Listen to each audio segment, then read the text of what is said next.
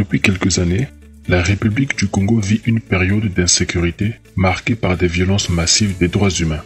La ville de Pointe-Noire n'est pas épargnée par les dites violations. En effet, la répression des manifestations contre le changement de la Constitution en octobre 2015 a été source des violations des droits humains, très souvent causées par les agents de la force publique.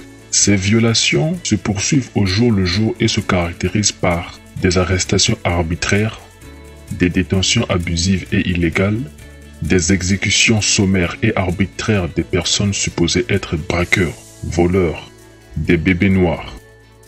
Parfois, ces violences se transforment en des règlements de compte entre les agents de la force publique et les populations civiles. Des bavures sont aussi commises dans l'exercice de leurs fonctions, entraînant dans certains cas des pertes de vies humaines. Ainsi, la commission Justice et Paix est régulièrement saisie des plaintes des victimes ou de leurs ayants droit. Pour faire face à cette situation déplorable, elle a décidé d'accompagner les victimes ou leurs familles à travers des mécanismes de lutte contre l'impunité. Quel est ce mécanisme de lutte contre l'impunité? Il est important de relever que ce mécanisme a été mis en place formellement le 6 juillet 2018 par l'évêque de Pointe-Noire. Ainsi, il s'agit d'un groupe composé de 11 avocats du bureau de Pointe-Noire qui ont volontairement accepté d'appuyer la commission Justice et Paix dans l'accompagnement des victimes ou de leurs ayants droit dans les différentes démarches tant administratives que judiciaires. Compte tenu de la densité de travail à effectuer et pour être efficace davantage, le nombre de membres est passé de 11 à 15 parmi lesquels un huissier de justice et un notaire.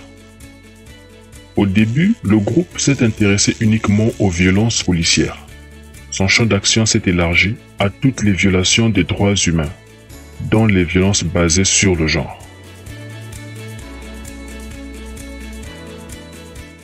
Quel est son rôle?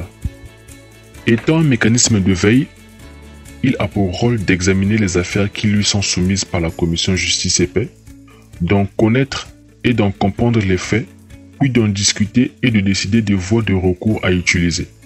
À ce titre, il accompagne les victimes ou leurs ayants droit dans les différentes phases de la procédure pénale et administrative, dépôt de plainte ou de recours préalable, suivi des affaires au niveau du cabinet d'instruction, de la chambre d'accusation, procès.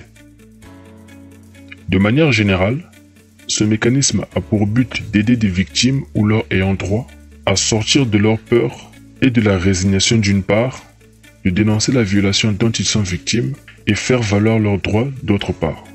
En le mettant en place, la commission Justice et Paix vise l'accès à la justice pour tous, notamment des personnes indigentes. Comment fonctionne le groupe? Son fonctionnement est simple. La commission Justice et Paix est saisie d'une plainte par les victimes ou leurs ayants droit.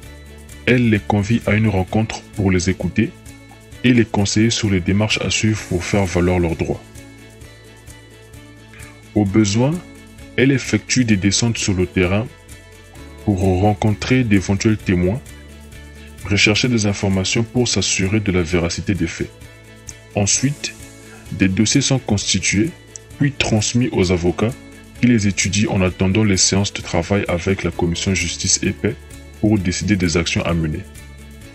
D'autres réunions sont organisées avec les victimes ou leurs ayants droit, ayant pour but de présenter les avocats aux victimes ou leurs ayants droit afin de faire connaissance, écouter les victimes ou leurs ayants droit et leur poser de nouveau des questions d'éclaircissement sur les affaires qui les concernent, informer les victimes ou leurs ayants droit sur les différentes voies de recours à utiliser d'une part et sur l'état d'avancement des procédures engagées devant les tribunaux ou les autorités administratives d'autre part. La saisine du groupe à travers la commission Justice et Paix est gratuite. Les coûts des procédures, de la mesure du possible, sont pris en charge par la commission Justice et Paix. Quelles actions ont déjà été menées par le groupe? Plusieurs procédures ont été menées sur le plan administratif et sur le plan pénal. Sur le plan administratif, le groupe a accompagné 9 familles pour le dépôt d'un recours préalable auprès du ministère de la Justice en vue d'indemniser les victimes de la répression d'octobre 2015. Cette procédure n'est pas encore close. Sur le plan pénal, Le groupe accompagne 6 familles devant les tribunaux pour des affaires relatives aux actes de torture, traitements cruels, inhumains et dégradants d'une part, et à des exécutions sommaires d'autre part. Il a à son actif un procès remporté en avril 2019. Comment contacter le groupe? Il suffit de se rendre au bureau de la commission Justice et Paix, sise au centre de polio de Pointe-Noire, Matende Fuchs. Il est aussi possible d'appeler au numéro suivant.